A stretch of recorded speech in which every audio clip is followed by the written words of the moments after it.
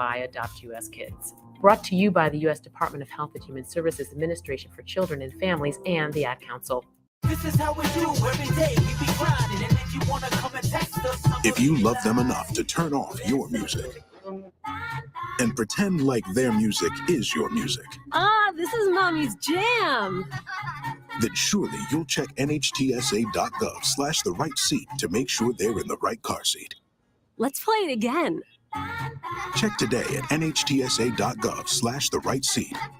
Brought to you by the National Highway Traffic Safety Administration and the Ad Council. Alexa, play 93.7 The Ticket. Okay, playing 93.7 The Ticket. Alexa, turn down the lights. Dimming the lights. Alexa, order a pizza, the big one, all the toppings. Are you sure that's a good idea? Alexa. That's a lot of pizza for just one man. Alexa, just do it. Stop judging me, just do it. As you wish. Thanks, Alexa. You're my best friend. Welcome into The Breeze with DP and Haas on 93.7 The Ticket and theticketfm.com.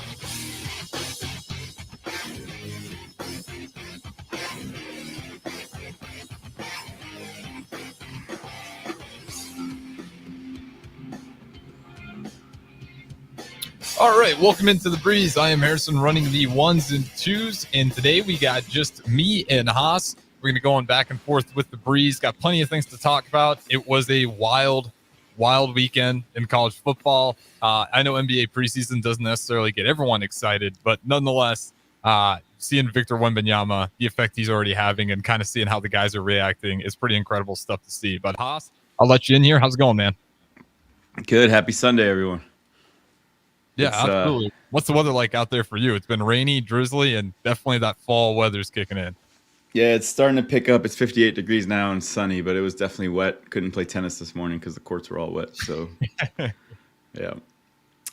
With Wemby, it's interesting how the Spurs were tanking for 3 years. Mm-hmm. They tanked for 3 years by trading away all their players. They traded away Murray. They traded away White. They didn't keep anyone because they really wanted the odds to increase to get them, and then they got them. I don't know what they have with the NBA that got them Tim Duncan. They got David Robinson, and then they were gifted another generational talent as number one overall pick. I think they just get because they respect the bigs. I think that's why they've always had the respect for the big five.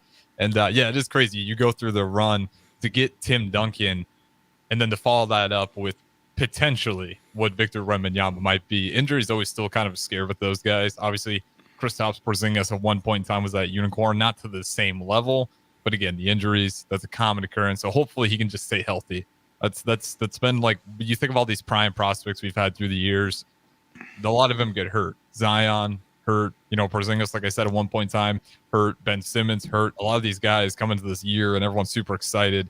There's typically an unfortunate injury. So hopefully he doesn't add to that list of players who kind of have that slow start in the league just due to injuries. But I'm pretty optimistic. The way that he takes care of himself, he looks really good out there. He doesn't look like anything's awkward for him despite his size. He looks really fluid when he's running the court. Like, I don't see anything that ever looks awkward with him. So, but yeah, I'm just super excited. I think he's going to be obviously impactful right off the bat. You're kind of seeing that with some of the preseason guys, just the way they're trying to defend him. They're like just putting their hands up. Like, what do you do when, you're boxing him out and he just gets it and dunks it over your head anyways? There's going to be some serious problems he's going to pose on teams early on, and what they do to counter it. That's going to be interesting. You can add Chet Holmgren to that loose list right there. If Chet Holmgren can play. And Chet Holmgren might be a better rookie than Wemby this season. Who knows? And if he is, then OKC is a team to watch out for with everything they have with SKA and all that. But what's remarkable is in basketball, if you are 3 feet by your defender, then you're open. Mm-hmm. If you're 2 feet by your defender, you're open. You have to be like 6 feet by Wemby, and you're still maybe not open. It's crazy. Yeah, you saw that on a lot of the shots he was blocking. Like early on, he was getting a lot, and you could tell immediately, they're like, okay, we're going to have to completely readjust how we attack Victor Wembanyama, because they were immediately realizing, okay, even these shots, that I'm thinking are open. Like you said, I don't need 3 feet. I need like 5. Like, his reach is insane. And so when you have youth sports and you have someone a foot taller than everyone, typically they're slower. They don't have the fast twitch muscles. They don't have the ability to explode as well as you do. He gets his arms up there really quick. He has like guard fast twitch muscles. And so if you add that with his length, that's why he's whatever words they want to call him, he's a freak of nature. He's just going to make a difference. It does feel like we're leaning back into the big man era a little bit. Like, yes, they're spacing around it now, but for a while it just felt like the 5s, you heard that already, they're kind of getting not pushed out of the league, but the need for them. The role players, like, they weren't going to get those super maxes. Now we're kind of going back into, it's like they rebuilt the 5 position. And now you're seeing like the Chet Holmgrens, the Victor Wembanyama's, the guys that they have that height, but they grow up playing the whole court. So yes, they're technically a 5, but traditionally they're playing the whole court now. They're guard with 5 height. So they're not your back to the basket. They're not Shaq type players. Now, Shaq would still dominate in this era, and anyone who says otherwise is completely wrong. You would like just, Joel Embiid still dominates. Yes, it's not the same, but physicality. Joel Embiid shoots threes and dribbles and passes really well. So if you're a big, you're required to do multiple things now. Before it was just post moves and occupying the paint, but now it's rim diving and defending and passing and occasional jump shooting. So that's the needs to be in the NBA as a big. Otherwise, you're out. So gosh, Looney in Golden State, he's a really good rebounder, so that's why he's there. He's a really good defender, that's why he's there. They're still allowing him to play because they don't need his offense. Just fine. We'll miss their jump shots. We'll shoot 53s a game, and Looney will go get the rebounds. And that's why he has 20 rebound games. So he's not extinct for that reason. It's because the rest of his team can shoot. But otherwise, the post is, it's just, you have to, if you have the Lakers, Jackson Hayes can dive to the basket. He can play defense, and he can jump out of the gym. Christian Wood, they're trying to teach how to play defense. Christian Wood has a very strong offensive skill set. And Anthony Davis has a very strong offensive skill set while also being an all-NBA defender. Don't forget about Rui Hachimura, another guy on that Lakers roster. You guys got a depth of bigs that can... I want to ask you this before we kind of get to what maybe be some sleepers in the NBA that weren't getting enough attention. But with the Lakers, where do you want to see AD? The classic argument, I hear it all the time, play the 5, play the 4. Where should AD positionally play more often? He's going to move around the court, but nonetheless, like, where do you want to see him on most half-court sets? The question isn't AD, it's what's around him. So if Vincent is making threes and Russell's playing defense and everyone else is making threes, then you can have a big that's occupying space and getting rebounds and then bring AD out. Have AD be a point forward, have AD be a three-point shooter. Last year, his shooting was so bad. Every time he shot, it's like, what are you doing? Mm-hmm. If he's shooting well, like they're saying he's shooting, then bringing out someone and having all that size for the Lakers. So they have Vanderbilt, who's a really good defender. Vanderbilt guarded Curry in the playoffs last year. Mm-hmm. Vanderbilt guarded Morant in the playoffs last year. So the Lakers have a lot of height. And before all the trades in February last year, they're all short. They're very short. So there's Russell Westbrook. There's all... You can go back to the Rondo days. They had like 3, 4, 5 point guards on their teams. Schroeder was there. And so they changed their height. Austin Reeves is 6'5", 6'6", and he can play point guard. So Vincent's a little shorter, I think 6'4". Russell's 6'6". So there's a lot of height on the Laker team. If they change the team to become a three-point shooting team, which they have, now LeBron can be like a Cavalier LeBron, where it's distributing. I don't need to score 29 points a game. I can score 20. I can relax. I can get 10 assists a game. And I can take some time off in the regular season. We're not resting and doing load management, but he doesn't have to do as much. He can allow Russell to be the playmaker. He can allow Reeves to be a playmaker. He can allow Anthony Davis to be a playmaker, and let LeBron just relax in his 21st season and then step up in the playoffs, which he couldn't do last year because they were fighting to just make the playoffs starting 2-10. So the Lakers, just like the 49ers, if they could start the year winning a lot of games, the 49ers were 3-4 last year and had to claw to get the 2 seed. If they played and won more games in the beginning and didn't lose to Chicago and Denver earlier in the year and to Atlanta last year, so 3 of their 4 losses were to Denver, Chicago, Atlanta, and then Kansas City was the 4th one. If they didn't have those 3 losses early on in the year, they would have had the 1 seed. Game would have been at home. Things would have been different. Things would have been very different. Who knows what had happened to Brock Purdy's arm? Yeah, I guess, like, again with the Lakers, kind of going back to like how the AD situation, why I just think he doesn't need to, but just put him at the 5, because again, that's his best strength. You said it last year. The shooting is off and on with him. You already have bigs that can shoot with Rui Hachimura, who's proved it, with Christian Wood, whose numbers, I mean, both those guys' numbers around 35%, 39% on a good season. It just seems like you're trying to make extra steps when you, like, for Anthony Davis, I think it's more of a thing where he doesn't want to necessarily play the 5, because that's where he's best at. That's where he's the most effective. That's, like, you want him around the rim defensively. Offensively, that's still his best spot. I get the idea that you don't necessarily get to pull the big out, but if you have Christian Wood, Rui Hachimura out there, you're still kind of getting that same effect, and you trust AD on a one-on-one situation. I mean, how many centers can you name that are better than Anthony Davis right now? Jokic, maybe? And Jokic and Embiid is what everyone would say. A healthy Anthony Davis is right there, and he hasn't been healthy ever. And a way to keep him healthy is to play him at the 4. But if you want to win early so you can rest him later, I think your best chance to win those games early is utilize his best strength, which is around the rim. As much as he might not like that, because I totally agree. Getting out early is a huge deal for the Lakers. You don't want to do what you did last year, especially like LeBron that year. But if you get to a fast start, you look at the Nuggets, everyone was freaking out at the end of the season because they're dropping games. It's like, well, yeah, they got the number 1 seed locked up. Why burn yourself out at that point? Like, I'm much more of a believer in use what you got now, get off to that fast start, and you already know what your players' strengths are.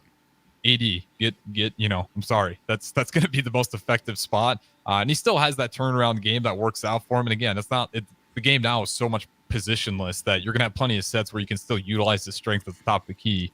But overall, that's still where I want to see most of his production, especially early in the season. So this is off my memory, but let's see if they go like this. Let's see if they go Wood at the 5, AD at the 4, LeBron at the 3, Reeves at the 2, D'Angelo Russell at the 1. That's playmakers at 5 positions. Wood can play offense. He has a lot of tools offensively. Yeah, defense is the question for him. Well, okay, so Russell can't play defense. Wood can't play defense. But Reeves, LeBron, and AD can play defense. And if Russell is going to be on the team past February, then he's going to have to play defense. If Wood is going to be on the court, he's going to have to play defense. Wood didn't have to play defense in Houston. He didn't have to play defense in Detroit. His job was just to go make money and score 20 and get 10. He didn't have to play defense. What were they going to do? Who were they going to replace him with? And that's why he had a problem in Dallas. So he understands, if I'm going to be more than a minimum player, I'm going to have to play defense. And Darvin Ham is going to bring that out and find out quickly. He's going to play defense or he's not. And if he's not, then fine. Jackson Hayes will be there, and Jackson Hayes will do pick and roll with Reeves, with AD, with LeBron, and he'll dive to the rim, and he'll still be a very good defender. And so you bring that height.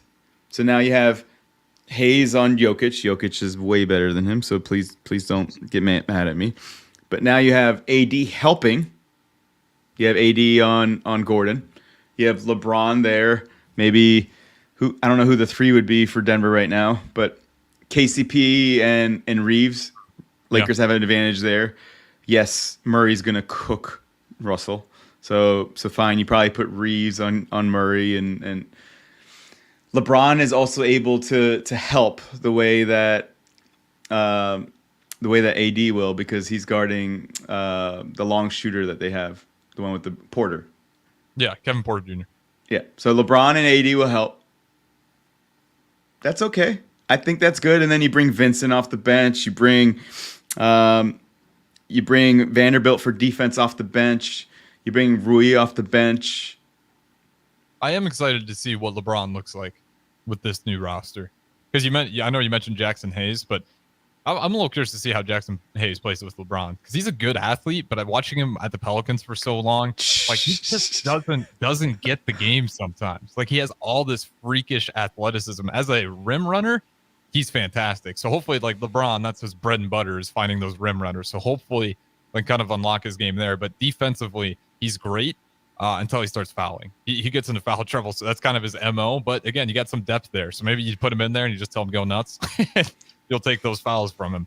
But again, I do think the Lakers right now, I'm testy with them, not because I don't think they got better in the offseason, just because everyone else got better as well. I mean, we barely even talk about it, but you got Chris Paul on the Warriors. It's going to be interesting how they figure out that lineup. I'd imagine they probably still would like to start Chris Paul and then put Curry at the shooting guard. That's what I think they could do, but they could also just have him be ultimate 6-man of the year guy. And then the Suns, we've talked about them before. The Lakers got better, but I don't know if it's enough. Because I say it over and over again, but I do think they were the second best team in the Western Conference last year. I know they got swept by the Nuggets, but still, that felt like a team that every single game they played the Nuggets never blew them out of the water. It was taking a Jokic step back off one leg three, and he did that a few times to win those games. So even though it was a sweep, I felt like the Lakers still were the team that pushed the Nuggets the most.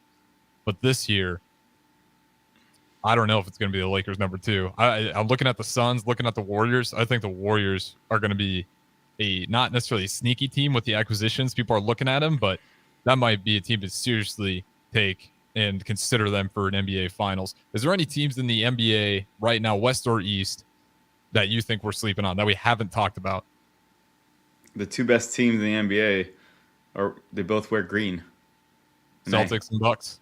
Celtics and Bucks, and I hate the Celtics, obviously, but the 2 best teams in the NBA are the Celtics and the Bucks. They have big threes, and then they have depth, and they have people that play defense, and they have shooters. Between those 2, who do you think? Bucks, not even close. Not even close. Yeah, because they have the best player in the NBA. They have the most clutch player in the NBA, and then Chris Middleton's a scorer. Mm-hmm. Chris Middleton is an all-star. Around. And then you have Lopez. They gave away a lot of their depth, but they're still really good. Mm-hmm. And they got Marcus Smart now as well. Can't forget about that acquisition. Or where'd Marcus? Because Marcus Smart went from the Celtics and now he's on the Grizzlies. That's right. Yeah. But yeah, the Celtics, to me, they have the most depth. To me, the biggest thing for the Celtics is like mentally, they just never been getting over the hill. They've had the talent for years now to do it. You saw it last year. Miami 2-3 zone just gave them a world of woe. Like they could not break the 2-3 zone. And that is the reason they got knocked from that playoffs, because it's not like they didn't understand it, but they couldn't hit threes. The ball movement was slowing up. So anything they tried to go inside, when you're not knocking down shots, it's just a nightmare. And for some reason, year after year, that clutch gene, whatever you're talking about, whatever Dame has, that team as a whole lacks completely. So I think it's probably the Bucks too. Just because the Celtics, even though they have depth and talent, they've had it before and they still haven't been able to crack the case. I mean, the Miami Heat was probably their best chance to get into the NBA Finals, and they just fell short. So I'm with you. I'm with the Milwaukee Bucks. Is there anyone in the West that you think needs more attention? OKC, Sacramento. Sacramento's the one for me. Number 1 offense last year. That is a team that's cooking, and you can't underestimate Sabonis and what he's been for that team. He's kind of another one of those. He's just been such a small market guy. No one was really watching him on the Pacers. Then he goes to the Sacramento Kings, getting a little more limelight over there. But that's another roster that I don't think they'll make a serious push in the playoffs, but I can definitely see them winning like one playoff series, maybe a couple, just because their offense is explosive. And De'Aaron Fox is really kind of starting to get to that prospect level of, yeah, we were excited about him early, fell off because of the shooting, and now he's right back up there as one of the most exciting guards in the NBA. Well, Houston could sneak up there. They overpaid for some people, but they have veterans now to go with all the youth that they have. So Sengun is a youth player that no one's talking about. Bringing Van Vliet, bringing the biggest villain, Dylan Brooks. They did a lot of things to just bring an attitude to Houston. And then they have Ime Udoka. So bringing the Celtics former coach and just having an identity there. Houston's going to surprise people. They're going to make the playoffs this year. They're going to make the playoffs. They might not be that good, but they're going to make the playoffs, which is pretty hard to do in the West. I'm not willing to go that far. I think they'll be better. I'll be interesting though, because I will say, with Fred VanVleet and Dylan Brooks, you at least got a couple leaders on that team that you're not going to walk into a game expecting to lose. And unfortunately for Houston Rockets fans, that's kind of been the case. You know, like you said, players just getting out there tanking, looking for draft picks. There wasn't a whole lot going on momentum-wise. But we got a little bit of time here left. On the next segment, I do kind of want to poke your brain about some college football. Did you catch the Iowa and Wisconsin game? Sorry, Nebraska was off, so I didn't watch the Big Ten. You saved your eyes a little bit. The So final I watched score is 15-9. That's or 15-7 even. Oregon, Washington, Notre Dame, USC. I watched Miami, Carolina. We can break down Oregon and Washington because that one was a thriller, and that one, that one felt like I was watching two people play NCAA 14. The way they were calling plays at the end, it was like, nope, we're not gonna extend this game out at all. We're just gonna try to win it right here and now. So we'll talk about that on the next segment. Again, Hold this on. is Hold on one second. So since we talked about Dylan Brooks, we talked about the Celtics. There was a matchup on Sunday Night Football, and DP said the 49ers are America's team because so many people hate the Cowboys. Yes.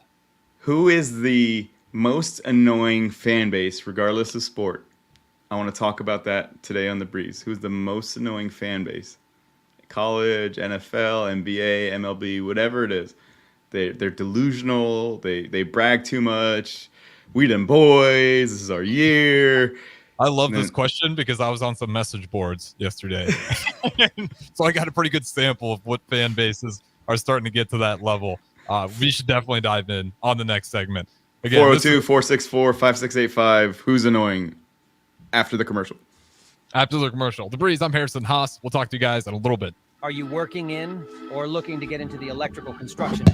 The electrical workers of Local Union 265 are now hiring licensed journeymen and apprentices and are offering great pay and benefits. Call Mike at 402-875-1034 to apply. Start your electrical career today.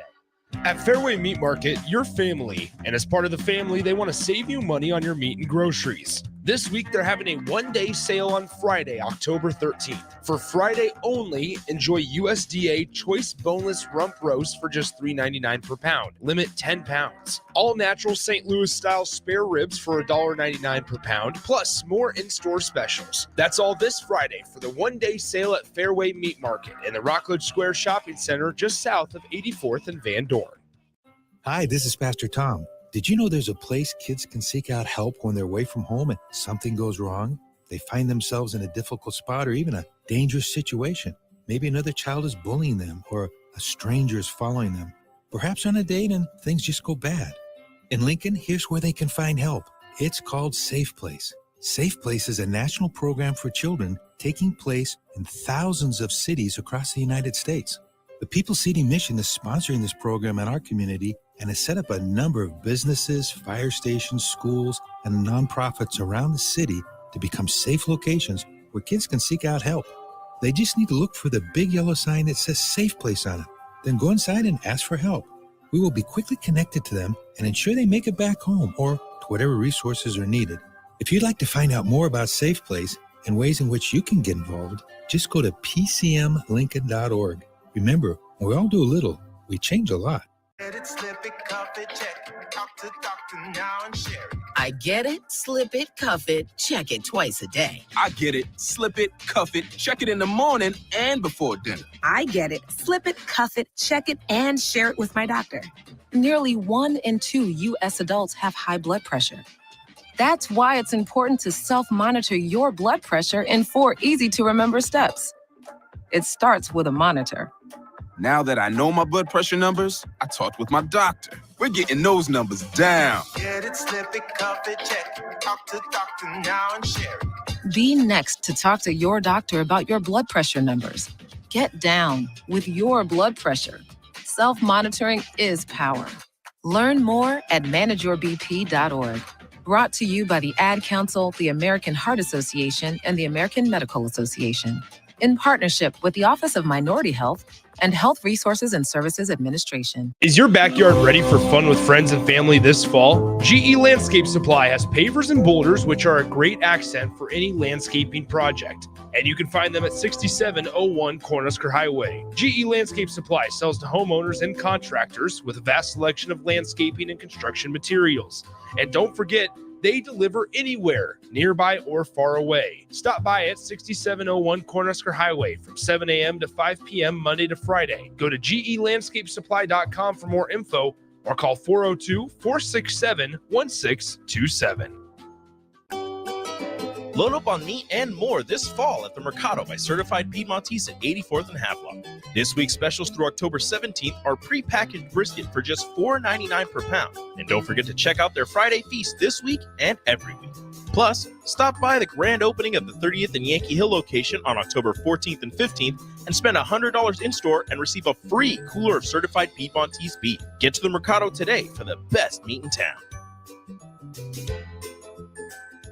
I'm Chris Jakovic. I served in the United States Air Force and I deployed 3 times. So in 2017, I was serving as an Air Force First Sergeant. Our motto in that role is my job is people, everyone is my business. But unfortunately in that year, I would lose my own brother, Lance Corporal Adam Jakovic, to suicide. The majority of veteran suicides are from guns. I store my weapons securely, not only for myself, but for my family. Store all your guns securely. Help stop suicide. My service never stops.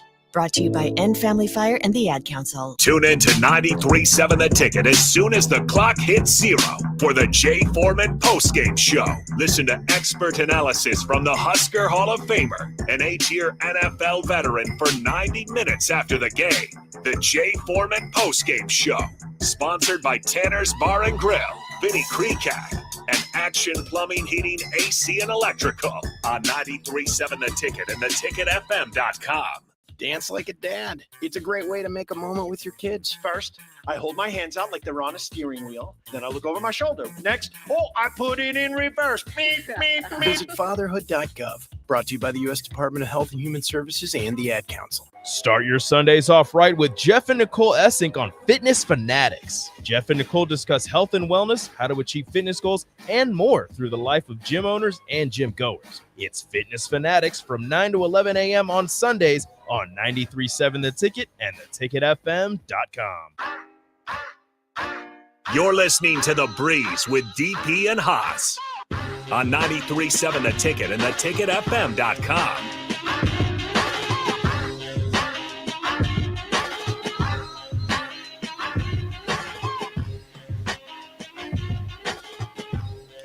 All right, welcome back into The Breeze. Again, I'm Harrison running the ones and twos. Host, as always, Haas streaming in, as always, again. So again, if you guys want to join the show, we did ask the question, out of all the fan bases, any sport, college, pro, who is the most annoying fan base? And we do have a couple from the text line, Haas, but I want to see if we can guess them first. Obviously, I know, but I want to see what your thoughts are. Do you want to go ahead and take the first stab at this question? Which sport? Mine is going to be college football. Ohio State. Nope. Not the one I have or the texter. Iowa. No. Hell, I don't know. But it's Ohio State to me. We played them already this year. Michigan?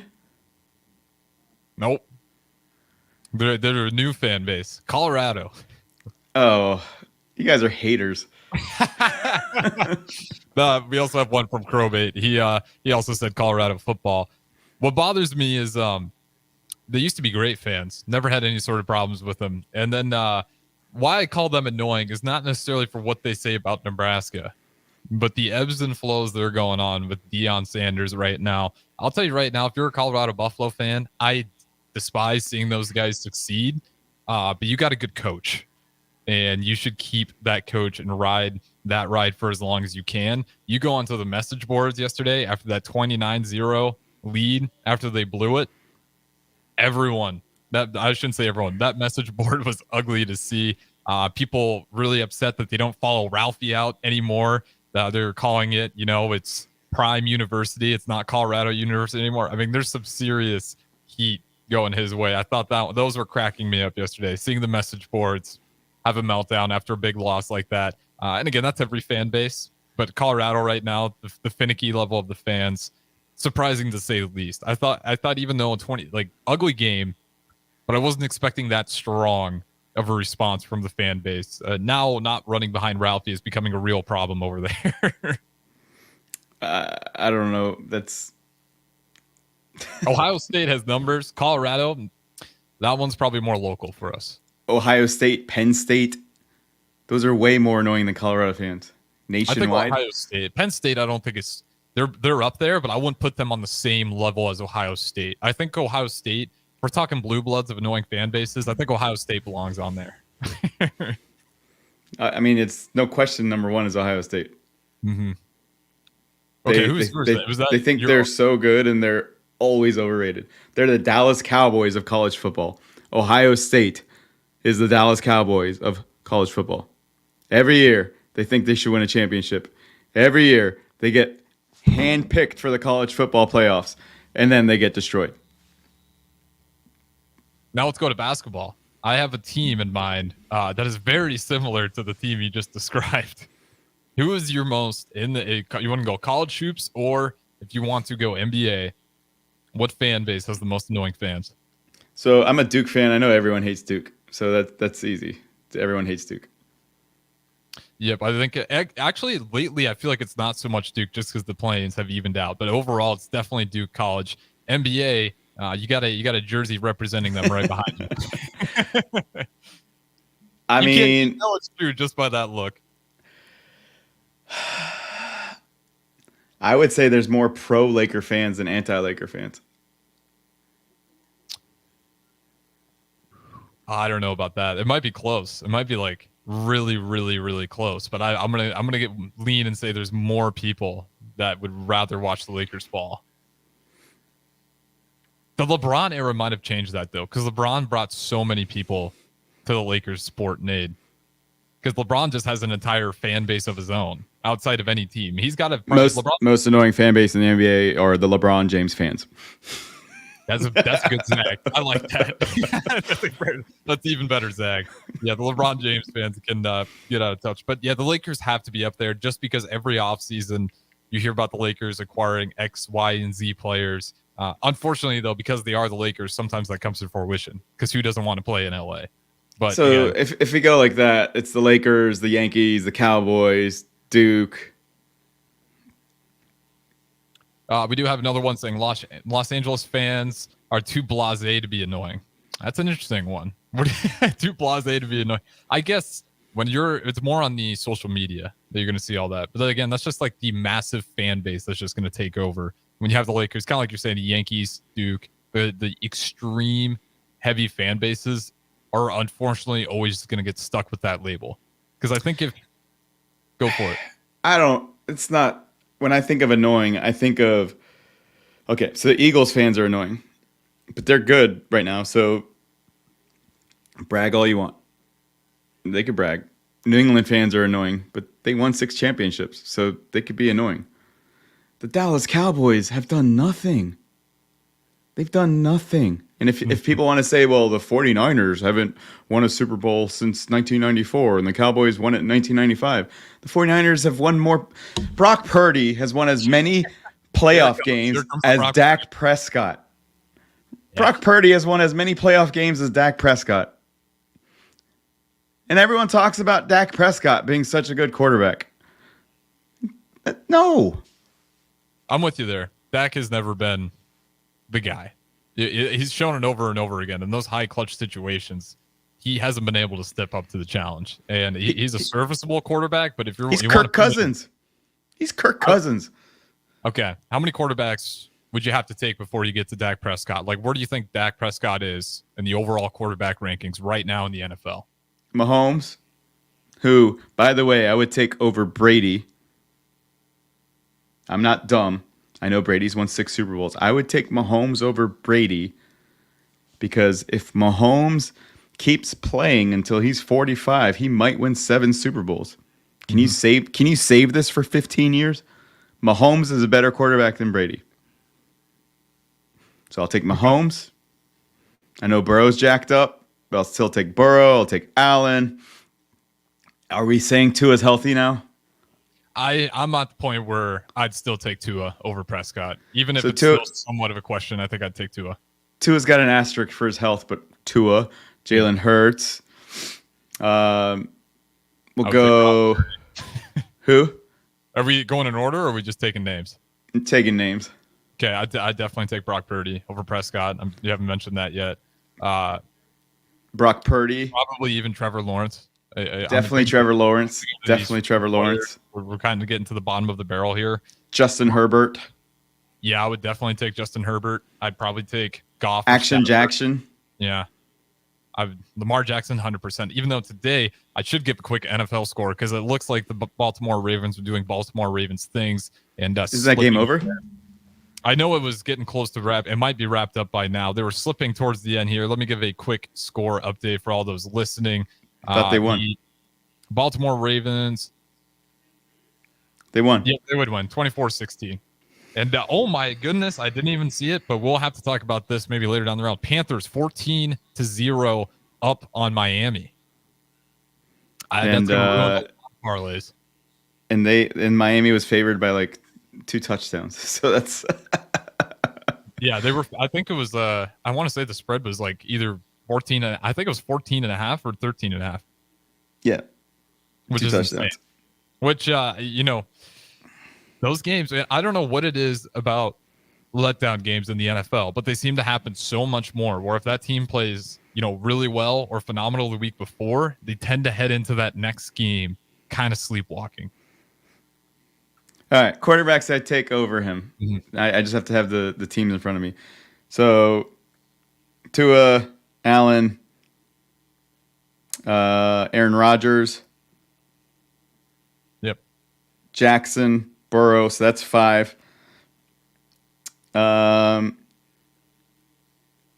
take California, Trevor Lawrence. Would you take Stafford or Goff? We're not there yet. I was at AFC South. AFC West, I'll take 2 of their quarterbacks. Maybe 3. I might take the backup in Oakland or Las Vegas over Dak Prescott. In the East, it's Hurts. It's Goff. Yeah, I'll take Goff. Mm-hmm. I'll take Kirk Cousins. I'll take CJ Stroud, who I missed for the Texans. I'll take Stafford. And then Purdy. The stopping point is, do we take Geno Smith or not? Probably. Okay, so you're not taking Justin Fields? No. Okay. Yeah, Justin Fields scares me. I'm still riding this roller coaster with him. I want to believe so bad, but it's been such an up and down journey. But yeah, that's kind of the point, right? You talk about Dak Prescott, and you always hear his name with the elite quarterbacks. I'll tell you what, the personalities that show up on air are definitely zagging the other way. You're hearing a lot more people kind of starting to lean the other way when they're talking about Dak Prescott being an elite quarterback. To me, he's never proven it, and one with never made sense. He's never done anything to kind of deserve an elite quarterback status. He won a lot of games in the regular season. He had a lot of passes to start his career without interception. It's like CJ Stroud. But I'm starting to still see the hatred towards Brock Purdy and how he's a system quarterback. He's a game manager. Let me ask this. How different is the Raiders offense than the 49ers offense? I'm not a head coach, but it doesn't seem a whole lot different. Looking at it play by play, I wouldn't distinctively say this is something drastically different that the 49ers focus on than the Raiders don't. So before the season started, Josh Jacobs and Christian McCaffrey were in people's minds. Like Josh Jacobs was the leading rusher. He's like before the season, people would have said Josh Jacobs is as good or better than McCaffrey. The Raiders have the best wide receiver in football, Devontae Adams. Yep. Hunter Renfrow is really good in the slot. Okay. They have Jimmy G at quarterback. And what Jimmy G does at quarterback is throws the ball to the other team, or throws the ball 5 yards behind your receiver, or throws the ball where you have to get sent to the emergency room because of the ball placement is so bad that your receiver is going to get murdered. So, with what people see with Brock Purdy, same offense as the Raiders, and I understand defense is different. The 49er defense is very different. But the 49er offense is scoring 30 points a game. Shouldn't the Raiders score 30 points a game with their offense, but give up 40 or 50? There's a reason why they're not. Now, if they bench Jimmy G, they probably will. If they bench Jimmy G, they probably will score 30 points a game. I wanted to be in Jimmy G's corner. I'm not going to lie. I always thought, like, on the 49ers, I gave him too much credit, I think. I really thought, I was like, he did good for that team. And I thought this Raiders run was going to be a good opportunity for him to really continue to show that it wasn't just the 49ers. And unfortunately, as the season continues, he just looks bad. He doesn't look like the worst quarterback out there. You could probably give that one to Danny Dimes in terms of starting quarterbacks in the league. Probably you're gonna have to start calling him Danny Nichols here pretty soon. It's getting, Danny Pennies. Danny Pennies, yeah. I mean, you're basically getting a penny on the dollar for him. Literally, the amount you paid, you are getting a penny on the dollar. But yeah, Garoppolo, it's just rough, and it sucks to see Devontae Adams kind of have this at this point in his career get matched with a quarterback that's just struggling to get him the ball every game in, game out. And I think I might have to kind of start going to you for some NFL picks in the future, because you called this 49ers thing. The longer we get, I do have to give you credit on Brock Purdy and Jimmy G. We disagreed a little bit, but I was definitely wrong about Jimmy Garoppolo, because he is not working with the 49ers at all. In terms of like quarterbacks that I'm surprised on the disappointing season, Dak saw it coming. Jimmy G, I thought it was possible, but not this bad. Danny Dimes thought it was possible. And I did think it could get this bad. But Jimmy Garoppolo and the Raiders are, unfortunately, they're not going anywhere. They might be get some flashy games here and there, but for the most part, just really unfortunate. And we do have one more from text line saying Yankees when we're talking about most annoying fan bases. I can probably concur with that one. Yankees or Dodgers, I'd probably roll with one of those two. But again, you guys can feel free to join the show. 402-464-5685, Starter Heyman text line. Haas, we don't have to go to break quite yet, but what do you want to line up here before we go to break on this last segment? And hold on. So Michael Mayer, the draft pick from Notre Dame, he's going to be a really good tight end for the Raiders. Mm-hmm. I understand Brian Hoyer is the backup. Once they put Aiden O'Connell in at quarterback, the Raiders will start winning games. You can write that down right now. Once they put Aiden O'Connell at quarterback, it might be week 10, week 11, I don't know. Maybe they play Denver twice. But once they put Aiden O'Connell in at quarterback, the Raiders will be a much stronger team. Having Jimmy G be the leader is not the solution. We'll find out. That's a perfect spot to go to break. We'll get that on record. We'll record it, cut it up, and maybe we'll replay that one at the end of the season too. This has been The Breeze, though. I'm Harrison. That's Haas streaming in as always. We got one more segment. We'll talk to you guys in a little bit. Lincoln, it's not just a professional care that sets them apart, but their warm staff and state-of-the-art facilities. Whether it's for a routine checkup or a comprehensive medical procedure, at Parkview, your pet isn't just another number, but a valued member of their caring family. Visit them at pahlincoln.com today and in person just south of 14th and Pine Lake Road. Parkview Animal Hospital, your pet, our passion. For happier, healthier furry friends. If you struggle with joint pain, there's good news. You don't need surgery to get back to full health.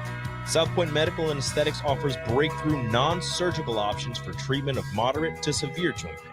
Our patients experience little to no downtime from our procedures, and the results are remarkable. They've had 14 years of successful treatments with patients from 35 states because of an effective word-of-mouth traffic.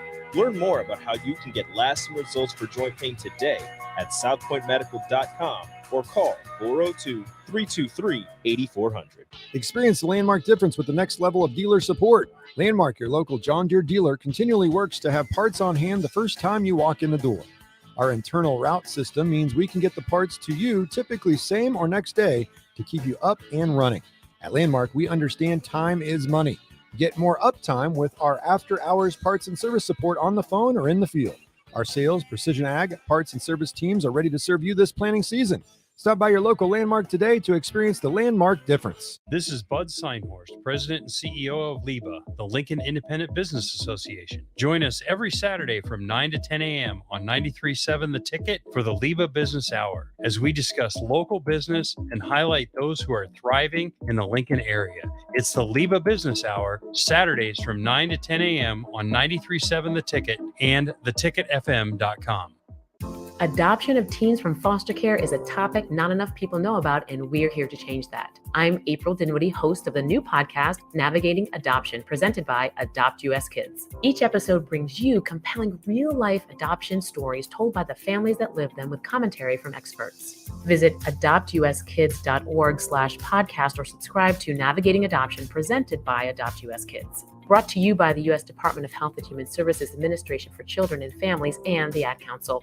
Hi, Sean Callahan here of HuskerOnline.com, inviting you to join us here on 93.7 The Ticket every Saturday morning now in our new time. We're on from 8 to 9 with the weekly Husker Online radio show. We'll give you the latest in recruiting. We'll talk about what's going on with both football, basketball, and we'll probably share a few stories from the inside. It's every Saturday morning right here on 93.7 The Ticket. It's the Husker Online radio show from 8 to 9 a.m.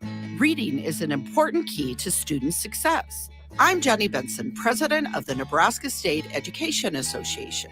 Take your young reader to the library, get some great books, sit down and read together, and help your more advanced readers find books they'll enjoy on their own. Also know that most public libraries let you borrow ebooks that can be downloaded to your smartphones, tablets, or laptops. Sponsored by the Nebraska State Education Association, aired by the Nebraska Broadcasters Association and this station. You're listening to The Breeze with DP and Haas on 93.7 The Ticket and theticketfm.com.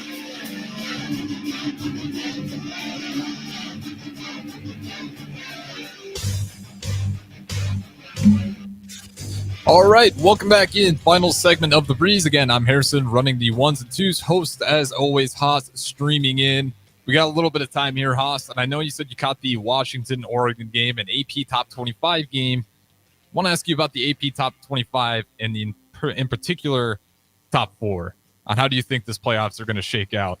Because right now, obviously, we'll see how it gets adjusted here. The new one hasn't come out yet, but currently, Georgia's still number 1. But you're looking at teams like, we just saw Oregon and Washington.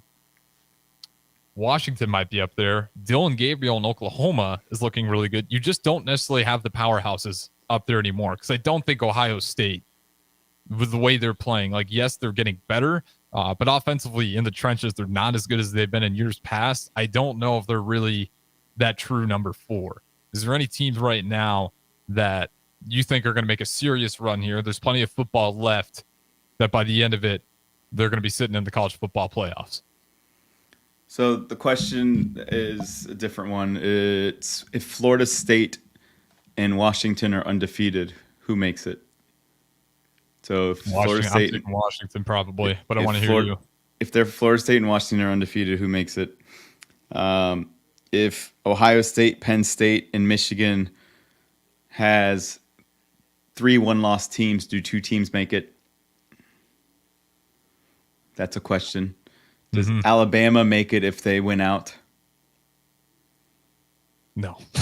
I don't think so. Well, if they win out, let's look at their schedule. Who's all left on their schedule? Do you have it on you? No, it'll take me a second. Okay, just because I don't think their schedule lines up for them to come back, but I could be wrong. But I thought I looked at it before, and yes, there's some chances. But Tennessee, I think LSU, Kentucky, all ranked. And then Auburn is just Auburn. Mm-hmm. So if their only loss is to Texas, they're going to need some teams in front of them to fall on their face, I think. But, I mean, that's potential. I guess with Alabama, they'd have to win out, but I think they'd have to do it in pretty convincing fashion, because LSU hasn't necessarily looked as great this year either. You're playing some teams that you're going to get credit for, but compared to the Oregon and Washingtons, if they keep their runs up, they're still going to have a better record at the end of it all. I mean, LSU just dominated last night against Auburn. If you dominate a top 50 team in college football, that means you're pretty good. So I don't know if I agree with that. Okay. Alabama goes to the championship game because they are the number 1 team in the SEC West, and then they beat Georgia. They don't make the playoffs. Okay, yeah. If they can make it to the championship game and they beat Georgia, then you have no choice. But do you really see them winning out? I guess that's where I'm And at. sorry, Maybe obviously make it as Yeah. winning it, but fine. I just said if Alabama wins out, they'll make the playoffs. Yeah. Okay. Yeah, fair enough. Realistically, I know what you're saying. I'm with you on that. If they can win out, okay, yes. If they can win out. If they win out and Georgia loses, and only game Georgia loses is in the SEC championship, then Alabama and Georgia will be in the playoffs. That's just how it is. Yeah, I'm with you there. I can agree on that. The Florida State winning all out and Washington winning all out is probably not going to happen. Mm-hmm. Nebraska fans, you might not like this, but if Travis Hunter's healthy, then Washington will lose to Colorado. Okay, that one surprises me. You'd have to break this one down for me. Like, what do you think? What do you think the edge is there? I understand Travis Hunter and what he is, but I mean, we did just see them blow a 29-point lead to Stanford. It doesn't matter. A 1-4 Stanford team losing that game doesn't matter. Travis Hunter was not really himself yet. So let's see when they play. They don't play, my bad. Well, Washington has to deal with USC, Utah, and Oregon State, and Washington State. All top 20. They still got a pretty gauntlet ahead of them. Yeah. You're not wrong. It's like one of those teams that's probably not going to end up there still undefeated at the end of it. Playing your in-state rival in your last game against Washington State at home. That's it. That's just college football. So then it comes back to the Big Ten. So I think Penn State, Ohio State, Michigan all play each other. So what happens there? Michigan's obviously the heavy favorite. Obviously if things work out the way you think they are. To me, it gets confusing with Ohio State. I don't know where to put Ohio State because I don't think they're as good as some of the other teams that belong on that list. Like, they're ranked third in the country. Third in the country, yes. But I'm saying, like, when it comes to the Big Ten teams, I would like to see Penn State, Ohio State, and see how that one turns out. Next Saturday at 12. So that's going to be a big game. That'll really be a good litmus test. Because Ohio State's had games where, I mean, you just saw Maryland push them for a half, and then obviously they'd win it in the second half by a couple scores. But then you see Maryland just lose to Illinois last week, an Illinois team that just got beat by Nebraska that doesn't have much going for it. So Ohio State hasn't dominated a game start to finish yet. And to me, that's the real fear. And the run game, the trenches, that's where their biggest problem is. They don't necessarily have the run game they used to. Marvin Harrison is a problem. That's how they beat Maryland. They found a way to unlock him, and you can't deny the coaching over there. But Ohio State, Penn State, that's going to be a big game. I think that one is definitely going to decide who's going to be in it. If you get two teams in there. So all three of them can have one loss. They can all lose to each other. So Michigan can beat Ohio State, but Michigan can lose to Penn State. So that's their one loss. Penn State could have one loss against one of those teams that I didn't mention, and then Ohio State could have one loss against one of those teams. So they're all going to have one loss. I don't know what tiebreaker is going to have them win the division. So then they go play Iowa. They should win that game. So the winner of the Big Ten championship game, unless it's Iowa, should make the playoffs. But then does a one-loss Michigan who beat Ohio State during the regular season but lost to Penn State, do they make the playoffs? That's a close one. Sorry, I got distracted a little bit by the text line. We did have I was reading it from 9090, and he said, "Turn it off after the Colorado Washington comment." I will say this to our the point of that was that you don't know what will happen out west. They have so many opponents, and there's a lot of parity out west. So Washington's not going to win out. Yeah, just Colorado's not the one I'd pick them to lose to. But you know what, Haas? I'll say this much, and I'll give you credit for it. I've thought you've been talking crazy before, and a lot of the things you said in the offseason, especially with the 49ers, some of those are coming to fruition. So I can't just, bat an eye at everything you say. And with Colorado, it is one of those things where I can see it offensively. You've seen what they can do if they get in a shootout. We did see them against TCU. Yes, I know TCU is not the same TCU as last year, but if it gets into a shootout, they're totally capable. I just think, I don't know what it was with Stanford, if they got too comfortable. I know people were given slack for Shedeur Sanders for putting up merch on his Instagram at halftime. I hope it wasn't him. I really hope it wasn't him. I'm assuming it was an agent. I really doubt he has his phone on the sideline. Who texted Stephanie McMahon during the pay-per-view? Because was it Scott Hall? I mean, was it Kevin Nash? Was it Triple H? That's exactly like who grabbed the phone and posted. If it was Shedeur, sorry, Colorado, you deserve all the hate that you get from Nebraska and most of the country. It better not have been Shedeur.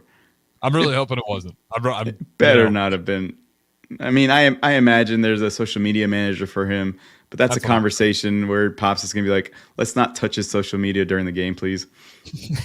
A good conversation to have because, again, unnecessary controversy around. Not acceptable as a coach. Not acceptable. That's just uncalled for. And if it was him, then okay, this is where I understand where everyone's coming from. Karma got you.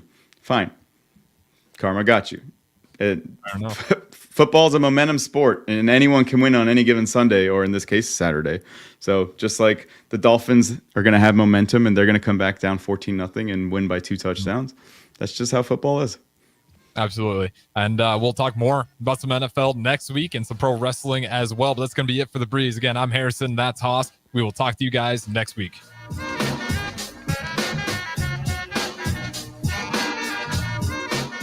What is Kasasa Cash at Liberty First Credit Union? It's more.